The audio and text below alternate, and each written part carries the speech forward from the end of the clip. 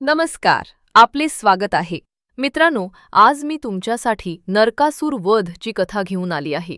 ही कथा नरक चतुर्दशीच्या दिवशी सर्वांनी नक्कीच ऐकायला पाहिजे. मी ही कथा खूप मेहनतीने बनवली आहे. तुम्हाला जर माझी मेहनत आवडली तर लाईक नक्कीच करा आणि चॅनलला पण सबस्क्राईब करून घ्या. मित्रांनो, दिवाळी हा आपल्या सर्वांचा लाडका सण आहे. या दीपोत्सवात दुसऱ्या दिवशी साजरा केला जाणारा एक विशेष दिवस म्हणजे नरक चतुर्दशी.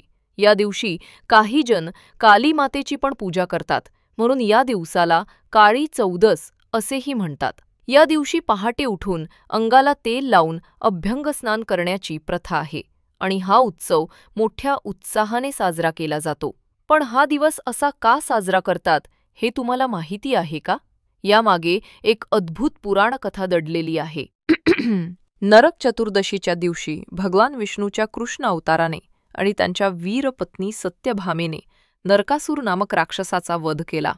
ही कथा धर्माच्या विजयाची आणि दुष्टाच्या विनाशाची गाथा सांगते. या दिवशी ही कथा नक्कीच ऐकायला पाहिजे. या कथेमध्ये खूप ज्ञानवर्धक गोष्टी सांगितल्या गेल्या आहेत आणि तुम्हाला हे पण कळेल की या दिवशी अभ्यंगस्नान का केलं जाते. त्याचा पण खूप मोठं रहस्य आहे. चला तर मग मी तुम्हाला ती कथा सांगायला सुरुवात करते. मित्रांनो, प्राचीन काळी जेव्हा भगवान विष्णूने वराह अवतार धारण करून पृथ्वी देवीचे रक्षण केले, तेव्हा प्रसन्न झालेल्या भूदेवीने एक वर मागितला. माझ्या गर्भातून जन्माला येणारा पुत्र अमर आणि अपराजेय होऊ दे. विष्णूने तथास्तु म्हटले आणि त्या आशीर्वादाने भूदेवीच्या पुत्राचा जन्म झाला. हाच पुत्र पुढे नरकासूर म्हणून ओळखला गेला. प्रारंभी तो सदाचारी आणि शूर राजा होता, पण वाईट संगतीमुळे त्याचा स्वभाव बदलू लागला. असुर राजा बाणासुराच्या संगतीत नरकासुराने अधर्माचा मार्ग स्वीकारला आणि हळूहळू तो उन्मादी व क्रूर बनत गेला. भूदेवीने त्याला अखंड पराक्रम आणि दीर्घायुष्याचे वरदान दिले होते.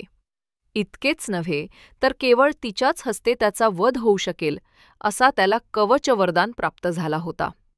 काळानुसार नरकासुराचा अहंकार आणि अत्याचार वाढत गेले. त्याने पृथ्वीवरील बहुतेक सर्व राज्ये एकामागून एक जिंकली. पुढे त्याची महत्वाकांक्षा स्वर्गलोकाकडे वळली. अखेर त्याने देवलोकावर चाल करण्याचे धाडस केले. नरकासुराच्या असुरदलाने स्वर्गातील इंद्रसभा वेढली. देवराज इंद्राने ऐरावत हत्तीवर आरूढ होऊन वज्रासह युद्ध केले, पण नरकासुराच्या प्रचंड शक्तीपुढे त्याचा तोडीस येत नव्हता. इंद्र स्वतः त्याच्या प्रहारापुढे टिकू शकला नाही आणि अखेर लाजेने स्वर्ग सोडून पळ काढावा लागला.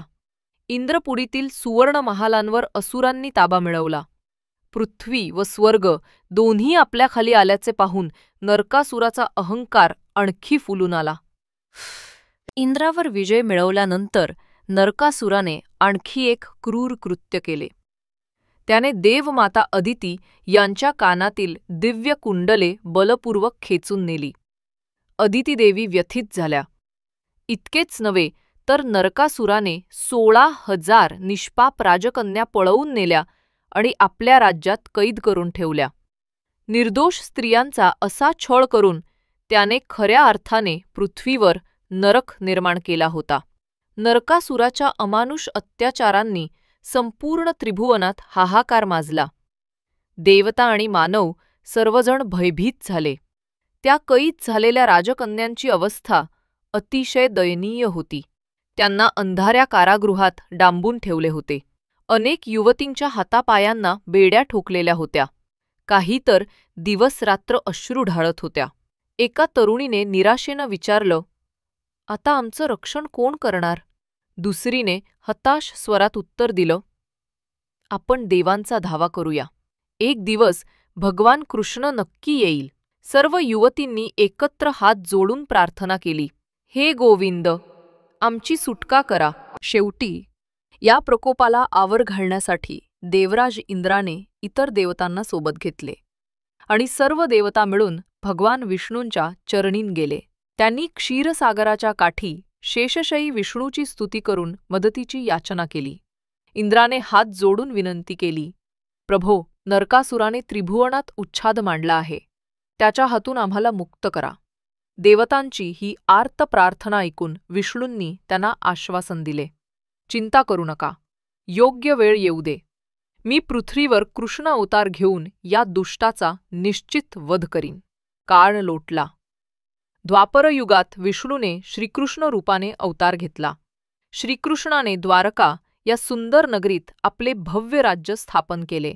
सागरकिनारी वसलेली द्वारका सुवर्ण नगरी होती. श्रीकृष्णाच्या अनेक राण्यांपैकी सत्यभामा ही अतिशय पराक्रमी आणि तडफदार राणी म्हणून प्रसिद्ध होती. तिच्यात अपार सौंदर्याबरोबरच प्रखर शौर्यही होते. एके दिवशी स्वर्गमाता अदितीने द्वारकेचा आश्रय शोधला. सत्यभामेला अदितीही नात्याने काहीशी मामे बहीण लागे. त्यामुळे सत्यभामेने तिला थेट आपल्या महालात आदराने आसन दिले. अदिती देवीच्या डोळ्यांत अश्रू तरळलेले होते. सत्यभामेने काळजीच्या सुरात विचारले, काय झाले देवमाता अदिती? तुम्ही इतक्या व्याकुळ का दिसता?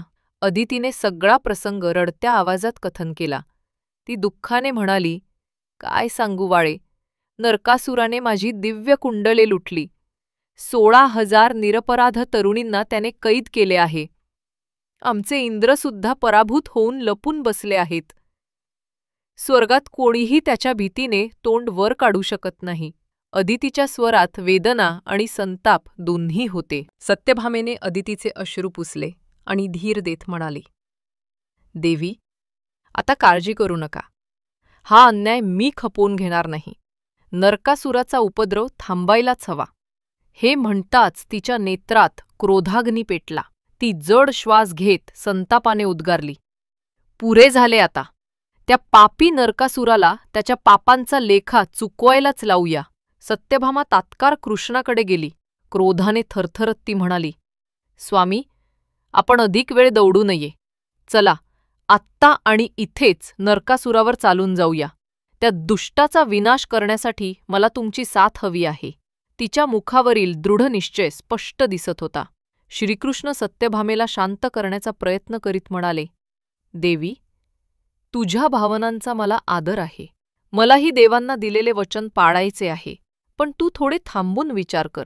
नरकासुराची शक्ती अफाट आहे. त्याचे सैन्य 11 अक्षौहिणी इतके विराट आहे. तो अत्यंत पराक्रमी योद्धा असून अनेक दिव्य अस्त्रांचा स्वामी आहे. सत्यभामा ठामच होती.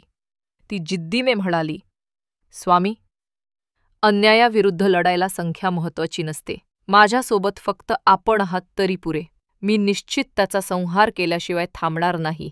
सत्यभामेच्या निर्धाराने प्रभावित होऊन श्रीकृष्णांनी डोळे मिटून क्षणभर चिंतन केले आणि मग हलकेसे हसले. ते म्हणाले, ठीक आहे देवी, तुझे साहस कौतुकास्पद आहे. उद्याची पहाट आपला विजय घेऊन येईल. तू तयार रहा. आपण उद्या पहाटेच गरुडावर आरूढ होऊन नरकासुराच्या राजधानीवर चाल करू. सत्यभामा आनंदाने मंद हसली. तिला हवेत तेच घडत होते. त्या रात्री दोघांनीही युद्धाची तयारी केली. सत्यभामेने आपले कवच परिधान करून धनुष्यबाण सज्ज केले. श्रीकृष्णांनी सुदर्शन चक्र, कौमोदकी गदा आणि इतर अस्त्रांची तयारी केली. पहाटेचा शुभमुहूर्त जसजसा जवळ येऊ लागला तसतसे दोघांच्या हृदयात उत्साह उसळू लागला. प्रस्थानापूर्वी श्रीकृष्णांनी आपल्या पांचजन्य शंखाचा दिव्य नाद केला. त्या निनादाने द्वारका नगरीच्या जनमानसात विजयाची उर्मी दाटली. राजाच्या युद्धप्रस्थानाची वार्ता पसरताच द्वारकावासीय मंदिरांमध्ये जाऊन देवांना साकडे घालू लागले.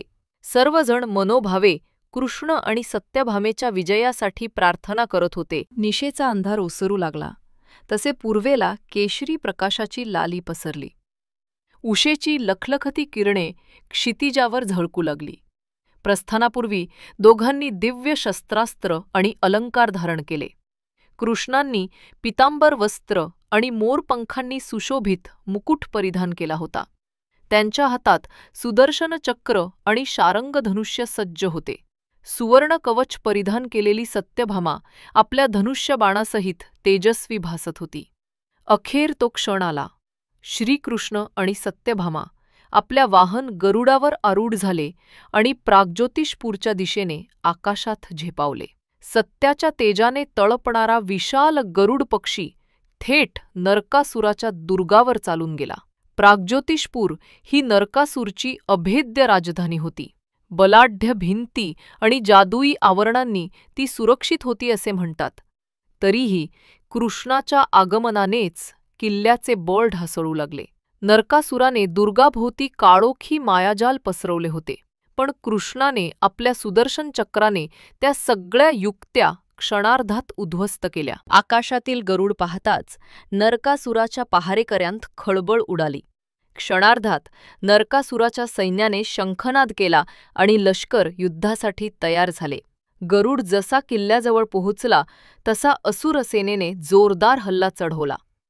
रणभेऱ्या वाजल्या आणि युद्धास सुरुवात झाली. नरकासुराच्या असंख्य राक्षस सैन्याने कृष्ण सत्यभामेला वेढले. मारा, पकडा अशा घोषणा होऊ लागल्या. श्रीकृष्णांनी सुदर्शन चक्र फिरवले आणि आपल्या धनुष्यातून अग्निबाणांचा वर्षाव करत असुर सैन्यावर तुटून पडले. त्यांनी नारायणास्त्र आणि अग्न्यास्त्रांचा प्रचंड मारा करून शेकडो असुर योद्ध्यांचा संहार सुरू केला. लक्षावधी राक्षस रणांगणात गाऱ्हाणे गात कोसळू लागले. जमिनीवर सर्वत्र असुर सैनिकांचे निर्जीव देह पसरले. रणभूमी रक्ताने लाल होऊ लागली. कृष्ण जिकडे तिकडे आपल्या दिव्य अस्त्रांनी मार्ग मोकळा करीत होते. सत्यभामा गरुडावरून सावध नजरेने युद्ध पाहत होती. गरुडही आपल्या तीक्ष्ण नखांनी आणि बलवान पंखांनी शत्रूंना उडवीत होता. तो एखाद्या राक्षस सैनिकाला आपल्या पंजात उचलून आकाशात नेई आणि मग वेगाने खाली भुईवर आपटी. काही क्षणातच त्या सैनिकाचा अवसानघात होई. इतक्यात नरकासुराचा प्रमुख सेनापती मूर राक्षस रणांगणात गर्जना करीत उतरला. पर्वता एवढ्या देहाचा तो विक्राल असुर हातात विशाल गदा घेऊन समोर आला. त्याच्या काळ्या कातडीवर रक्ताचे थेंब बुडाल्यासारखे दिसत होते. डोळ्यांत प्रचंड क्रोध भरला होता. "ओ रे कृष्णा!" तो आवेशाने ललकारला. "आज माझ्या गदेचा प्रहार सहन करून दाखव, तरच तुला खरा वीर मानू." असे म्हणत त्याने पूर्ण जोराने आपली महागदा हवेत फिरवली आणि भयंकर शक्तीने ती कृष्णाकडे भिरकावली. श्रीकृष्णांनी प्रसंगावधान राखून गदा येण्याआधीच झेप घेतली आणि एका झटक्यात ती गदा त्यांनी आपल्या करंगळीच्या एका फटकाऱ्यात थोपवली. क्षणभर गदेची आणि कृष्णाच्या दिव्य स्पर्शाची ठिणगी उडाली, पण कृष्ण अढळ राहिले. मूर रागाने लालबुंद झाला आणि आणखी जोमाने झेप घेत ओरडला. परंतु कृष्णांनी वेळ न दवरता आपल्या सुदर्शन चक्राचा वेग वाढवला. एक तेजस्वी वलय हवेत फिरले आणि बघता बघता ते येऊन मूर राक्षसाचे मुंडके धडा वेगळे करून गेले. मूर रक्तबंबाळ होऊन भुईवर कोसळला. त्याचा प्रचंड देह पाहून असुर सैन्याची छाती दडपली. श्रीकृष्ण मुरारी म्हणजेच मुराचा संहारक म्हणून गौरवले गेले. दुर्गम किल्ल्यावरून नरकासुराने हे दृश्य पाहिले. आपल्या पराक्रमी सेनापतीचा मृत्यू होताच तो संतापाने वेडापिसा झाला. "हा कृष्ण माझे अख्खे सैन्य उद्ध्वस्त करतो आहे!" तो दात ओठ खात गुरगुरला. संतप्त नरकासूर आपल्या रथावर स्वार होऊन रणांगणात उतरला. हातात त्रिशूल घेऊन त्याने स्वतः युद्धाची सूत्रे हाती घेतली. "कृष्णा, खूप नाटक केलेस तू!" नरकासूर आक्रोश करत गरजला. "आता माझा प्रहार सहन करून दाखव. मी तुला आणि तुझ्या त्या स्त्रीला पाडल्याशिवाय राहणार नाही." त्याच्या रागाने अवघे वातावरण हादरू लागले. नरकासुराने प्रचंड तपस्या करून अनेक दिव्य अस्त्र मिळवली होती. आता त्याने क्रोधाने एक भयंकर ब्रह्मास्त्र उच्चारले. चमचमत्या ज्वाळांनी वेढलेला तो ब्रह्मास्त्र बाण आकाश चिरत थेट कृष्णांकडे धावला. रणभूमीभोवती आगच आग पसरली. श्रीकृष्णांनीही तत्क्षणी ब्रह्मास्त्र उच्चारले आणि आपल्या दिव्य चक्राचा प्रहार करून त्या अस्त्राला आकाशातच निष्प्रभ केले. दोन महाशक्तींची आकाशात टक्कर होऊन भडाभड आवाज झाले आणि दोन्ही अस्त्रे विझली. कृष्णाने ब्रह्मास्त्र क्षणात नष्ट केले होते. नरकासुराला विश्वासच बसेना. इतक्या सहज त्याचे ब्रह्मास्त्र निष्फळ झाले? क्रोधाने त्याने लगेच पुढचे अस्त्र काढले. "आता बघ माझं अग्न्यास्त्र!" नरकासुराने हा जल्लोष करत एक अग्निबाण सोडला. प्रचंड ज्वालांचा महाघोर लोळ कृष्णाकडे धावू लागला. आकाशात उष्णतेची लाट पसरली. कृष्ण मंद स्मित केले आणि त्यांनी क्षणार्धात वरुळास्त्र सोडले. त्या अस्त्रातून थंड जलराशीचे प्रचंड लोट निघाले आणि त्यांनी धावत्या ज्वाळांना वेढून टाकले. एक मोठा श्श असा आवाज झाला आणि बघता बघता सर्व ज्वाला विझल्या. रणांगणात बाष्पाचे ढग पसरले. अग्न्यास्त्रही निष्फळ ठरताच नरकासुराचा चित्त संतापाने संतप्त झाला. आता त्याने अस्त्रांच्या जागी आपल्या भयानक नागसेनेचा प्रयोग करायचे ठरवले. हे विषारी नाग खाऊन टाकतील तुला, नरकासुराने भेसूर गर्जना करत नागपाश अस्त्र उच्चारले. अचानक हजारो फणाधारी नागांचे जाळे आकाशात पसरले. असंख्य सर्प फडा काढून फुत्कारत कृष्णाभोवती आवळू लागले. क्षणाच्या आत कृष्णाने गरुडास्त्राचा मंत्र उच्चारला. गरुडांचा एक विक्राळ ताफा प्रकट झाला आणि त्या नागपाशावर तुटून पडला. गरुडांनी आपल्या तीक्ष्ण चोकीने एक एक सर्प फाडून टाकला. काही श्वासातच सारे सर्प नष्ट झाले. नागपाश निष्फळ ठरला. नागपाश नष्ट होताच नरकासूर थरथर कापू लागला. त्याचा श्वास जोरात चालू लागला. संतापलेला असला तरी आता काळजी त्याच्या चेहऱ्यावर दिसू लागली होती. आता नरकासुराने आपल्या भात्यातले शेवटचे अस्त्र उचलले. हे वैष्णवास्त्र बघू कसं थोपवतोस, म्हणत त्याने अत्यंत जोराने वैष्णवास्त्र आकाशात सोडले. त्या अस्त्रातून निर्माण झालेली दिव्य शक्ती कृष्णांकडे धावू लागली. श्रीकृष्णांनी आपल्या करंगळीवर सुदर्शन चक्र फिरवले आणि दृढनिश्चयी आवाजात पुकारले, एवढंच का तुझं बळ? त्यांनी सुदर्शन चक्र प्रचंड वेगाने समोर धावणाऱ्या वैष्णवास्त्रावर भिरकावले. त्या दिव्य चक्राच्या अफाट सामर्थ्याने नभोमंडळातच त्या वैष्णवास्त्राचे तुकडे तुकडे झाले आणि एक विकराल स्फोट दूरवरच्या आकाशात विलीन झाला. नरकासुराची अखेरची चालही फोल ठरली. नरकासुराला अनर्थाचा अंदाज येऊ लागला. तो हताश झाला होता, पण क्रोधाने धगधगत होता. आता तो स्वतःचा पराक्रम पणाला लावून लढू लागला. आता माझ्या हातची चव चाख, म्हणून त्याने स्वतःच्या खांद्यावरील त्रिशूल उचलले आणि पूर्ण ताकदीने कृष्णांच्या दिशेने भिरकावले. त्रिशूल विजेप्रमाणे सुटला आणि सरळ येऊन कृष्णांच्या वक्षस्थळावर आदळला. प्रचंड कडकडाट झाला आणि कृष्ण गरुडाच्या पाठीवरून खाली जमिनीवर कोसळले. त्रिशूलाचा तीक्ष्ण आघात त्यांच्या शरीराने झेलला आणि कृष्ण क्षणभर निपचित पडले. कृष्णांना पडताना पाहून सत्यभामेच्या काळजात चर्र झाले. स्वामी, तिच्या तोंडून हंबरडा फुटला. तिच्या डोळ्यांसमोर अंधारी दाटून आली. एक क्षणासाठी तिने स्वतःवरील भान गमावले.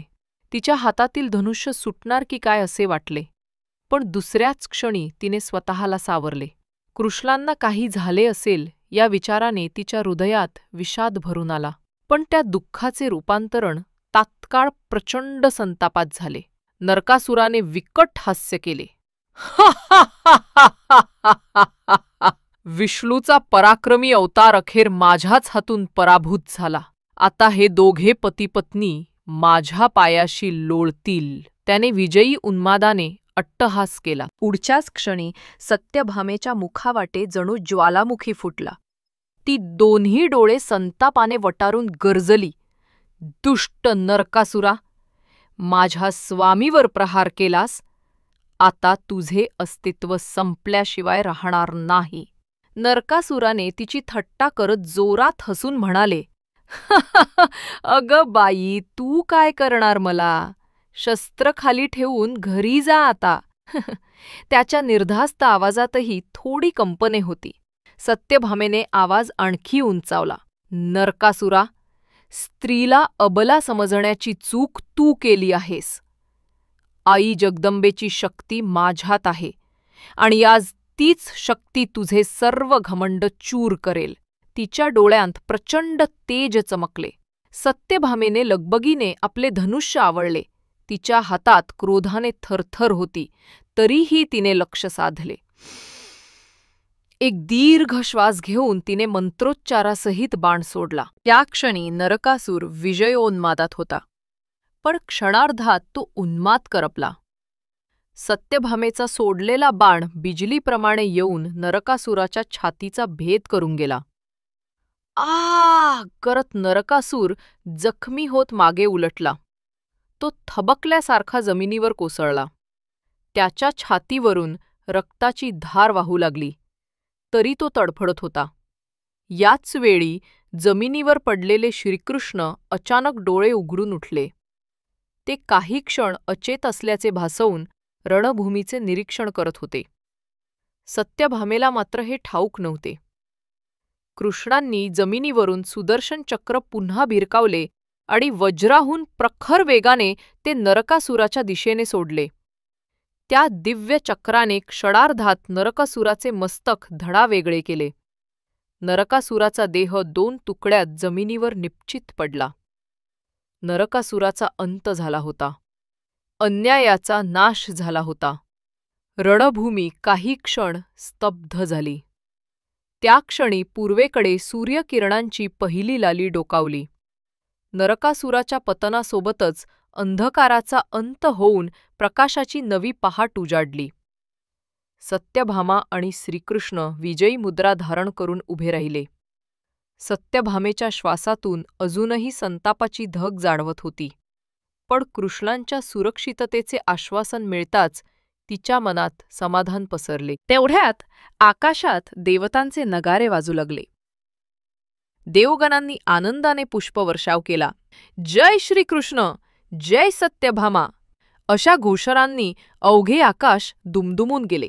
या विजयोत्सवाच्या गजरातही सत्यभामा कृष्णांकडे पाहून किंचित रुसल्यासारखी होती. तिने पदराने आपले अश्रू पुसले आणि हळूच म्हणाली, स्वामी, तुम्ही तर काही झाले नव्हते, मग खाली पडल्यासारखे का केलंत? मला किती भीती वाटली होती माहीत आहे. तिच्या आवाजात रागापेक्षा काळजीच अधिक होती. कृष्ण प्रेमळ हास्य करीत म्हणाले, देवी, तुझ्यात भूदेवीचे सामर्थ्य आहे. तिच्याच हस्ते नरकासुराचा वध होऊ शकतो हे मला माहीत होते.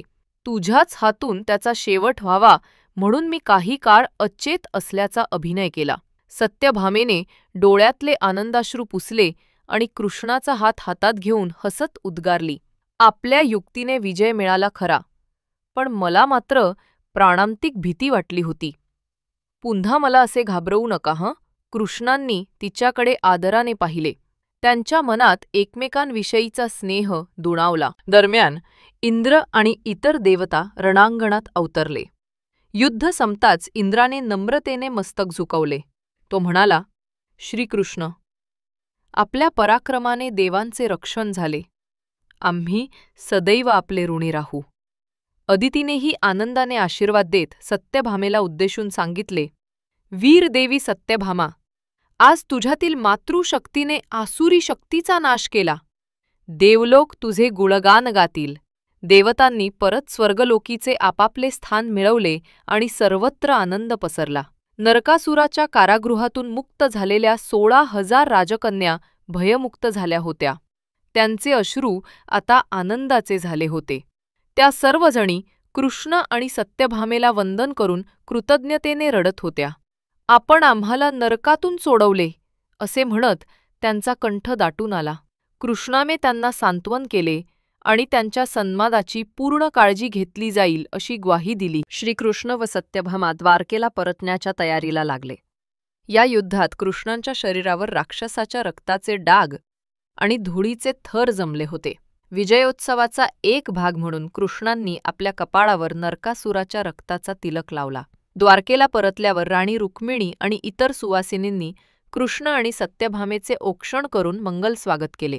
कृष्णांच्या अंगावरील रक्तरंजित मळ दूर करण्यासाठी त्यांना सुगंधी तेलाने अभ्यंगस्नान घालण्यात आले. त्या सुवासिक तेलस्नानाने त्यांचे शरीर शुद्ध झाले. तो दिवस कार्तिक कृष्ण पक्ष चतुर्दशीचा होता. श्रीकृष्ण आणि सत्यभामेने राक्षसी अंधारावर मिळवलेल्या विजयाचा तो साक्षी होता. त्या दिवसापासून दरवर्षी हा दिवस नरक चतुर्दशी म्हणून साजरा होऊ लागला.